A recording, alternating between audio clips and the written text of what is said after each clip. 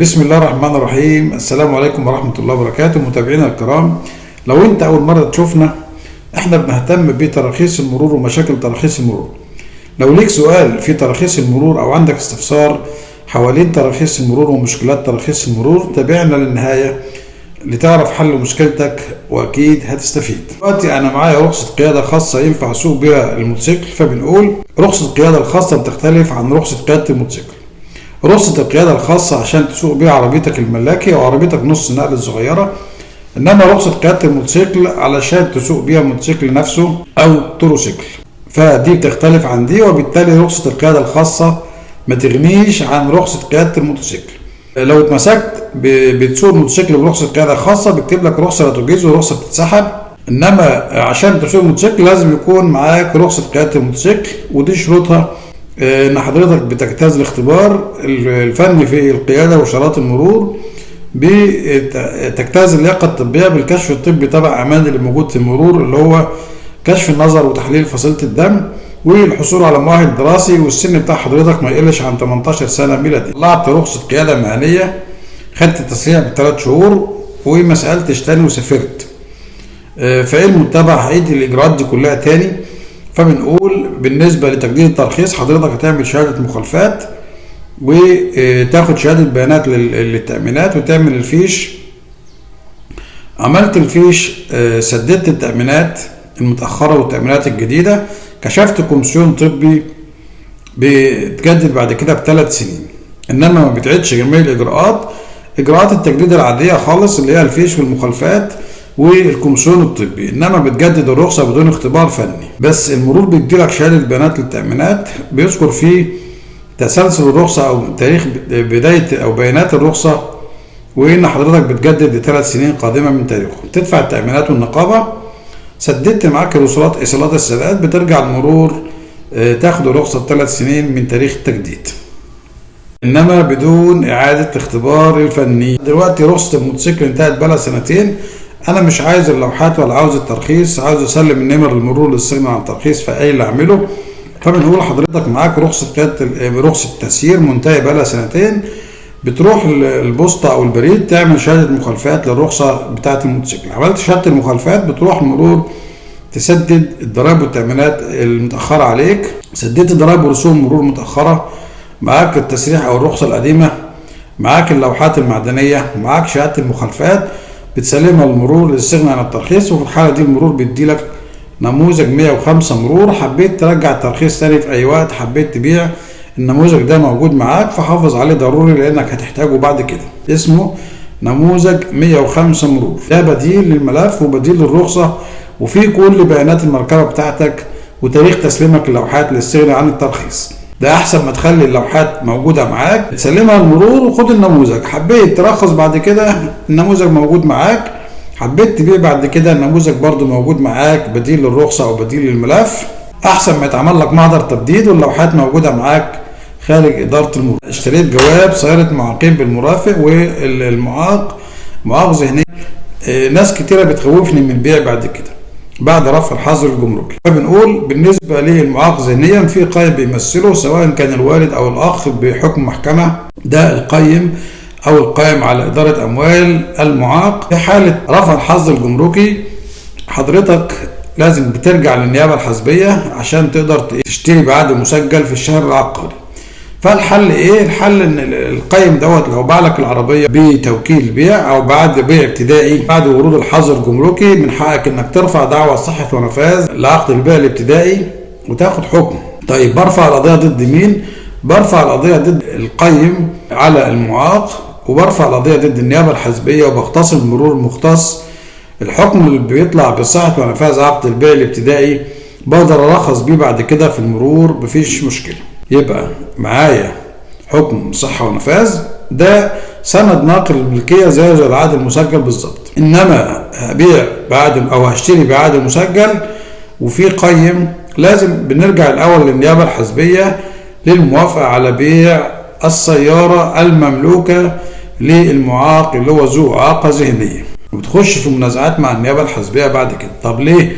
معايا عقد ابتدائي باخد حكم صحة ونفاذ على الناس دي كلها، المرور، المعاق والقيم اللي عليه، والنيابة الحزبية علشان اقدر اخد حكم بالصحة والنفاذ وارخص بيه.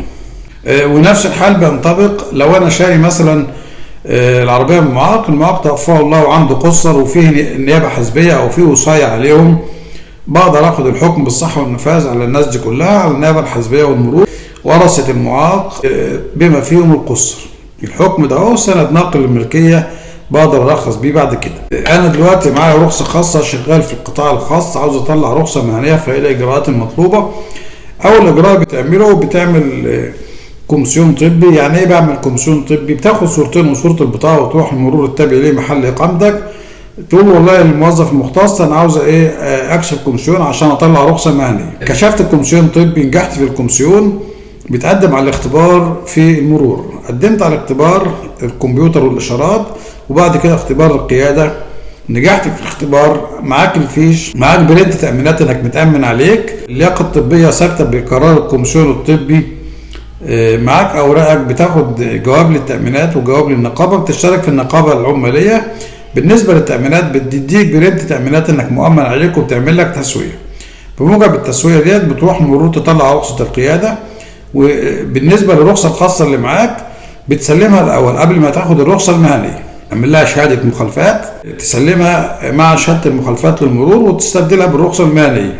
في جميع الأحوال ما ينفعش تجمع ما بين الرخصة الخاصة والرخصة المهنية. سلمت الرخصة الخاصة بتاخد الرخصة المهنية ب3 سنين، وبرنت التأمينات ده هو بيقوم مقام الاشتراك في التأمينات بالنسبة للسائق الحر العادي اللي هو مش متأمن عليه قبل كده. عبد الهادي مسعود بيسأل: أنا اشتريت عربية مينيفان من القاهرة وأنا مقيم في اسكندرية، إيه الحل؟ الحل لو الترخيص فتح عندك في اسكندرية تقدر تنقل عادي المينيفان 7 راكب، إنما الترخيص قافل في اسكندرية المينيفان الجديد أو نقل الخدمة من محافظة لمحافظة. في الحالة دي بتتفق مع الراجل البايع انه يعمل لك توكيل بالبيع والتجديد والترخيص، تجدد العربية في اي وقت. المرور فتح في المحافظة بتاعتك سواء اسكندرية او غير اسكندرية، تقدر تعمل عقد مسجل وتنقل في المحافظة بتاعتك، انما طول ما الترخيص مقفول في محافظتك ما تقدرش تنقل. فخلي العربية باللوحات اللي عليها، بس اتفق مع الراجل البايع ان هو يجدد لك الترخيص لمدة او مدتين على حسب الاتفاق، بحيث اللوحات ما تروحش عليك بعد كده. ونصيحة: اللي عاوز يشتري سيارة مينيفان يشوف الأول وضعه القانوني إيه. يعني إيه وضعه القانوني؟ يعني ترخيص المينيفان مفتوح في محافظتك ولا لا، عشان تقدر تنقل العربية وتاخد لوحات من المحافظة بتاعتك. الترخيص مفتوح خير وبركة، هتقدر تنقل محافظتك. الترخيص مقفول يبقى أنت دلوقتي لازم تتفق مع الراجل البايع إن هو يجدد لك مدة أو مدتين، يعمل لك توكيل بالبيع والتجديد والترخيص، أو يعمل لك محل إقامة عنده تقدر ترخص العربية من المرور بتاعها. اما ما تشتريش السيارة المينيفان وانت ما انتش عارف المرور بتاعك هتقدر تنقل الترخيص فيه ولا لا، دي بتبقى مشكلة بعد كده. هشام محمد بيقول: انا كان معايا تسريح مؤقت لرخصة قيادة مهنية من فترة، من اكتر من 5 سنين، فهسدد التأمينات دي كلها. فبنقول بالنسبة للمرور الاجراءات هتعمل ايه؟ هتعمل اول حاجة الكومسيون الطبي، وتعمل شهادة المخالفات للرخصة المهنية. نيابة المرور طبعا بما ان الرخصة قديمة فهتضطر تجيب شهادة بيانات المرور موجهة للنيابة عشان تعمل شهادة المخالفات.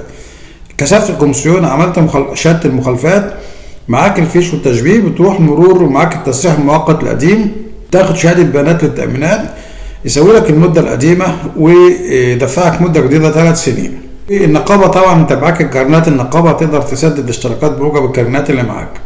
سددت الاشتراكات بتاعت التأمينات والنقابة، معاك المخالفات والفيش، بتروح مرور. الكومسيون الطبي بيكون طبعا جه او موجود في المرور، بتجدد الرخصة ب3 سنين من تاريخ التجديد. بالنسبة للمدة القديمة بتاخد شهادة بيانات مكتوب فيها ان حضرتك استخرجت التصريح لأول مرة بتاريخ كذا، وخدت التصريح مؤقت ب3 شهور وما كملتش الاجراءات. التأمينات زي ما قلنا بتعمل لك تسوية وبتدي لك شهادة بيانات موجهة للمرور بالمدة التأمينية اللي حضرتك سددتها عشان تقدر تطلع الرخصة الجديدة او تجدد الرخصة ب3 سنين من تاريخ التجديد. انما في جميع الاحوال ما بتختبرش تاني في القيادة، الاختبار بيكون في اول مرة بس. معايا توكيل تجديد وترخيص. عاوز ارخص الموتوسيكل لسه بالفواتير، ما شالش لوحات قبل كده ولا يرخص من قبل. فبنقول في الحالة دي حضرتك لازم يكون معاك اصل بطاقة المالك الاصلي المدون اسمه في فاتورة الترخيص. يعني الفاتورة مثلا باسم ألف ألف عمل لحضرتك توكيل. حضرتك عاوز ترخص الموتوسيكل، في الحالة دي لازم يكون معاك أصل البطاقة بتاعة الراجل ده. معاك أصل البطاقة، بتروح المرور بتفحص، ياخد الموظف صورة من البطاقة وصورة من التوكيل، وترخص باسم الراجل ده لمدة 3 سنين أو سنة على حسب الاتفاق، وتاخد الرخصة بال3 سنين. طيب بعد كده الموظف بيطلب أصل البطاقة. لا، أصل البطاقة زي ما قلنا في أول مرة بس، طالما الموتوسيكل أو المركبة لم ترخص من قبل. المرور بيحتاج صورة البطاقة بعد كده مع كل تجديد، بالإضافة لصورة التوكيل. قلنا في الفيديو ده نرد على معظم أسئلة واستفسارات حضراتكم اللي وردت للقناة في خلال الأسبوع. عندك استفسار في تراخيص المرور أو سؤال أو مشكلة بتواجهك مع المرور، في انتظار المزيد والمزيد من أسئلة حضراتكم. لا تنسونا بصالح الدعاء، ولا تنسى الاشتراك في القناة. شكرا، والسلام عليكم ورحمة الله وبركاته.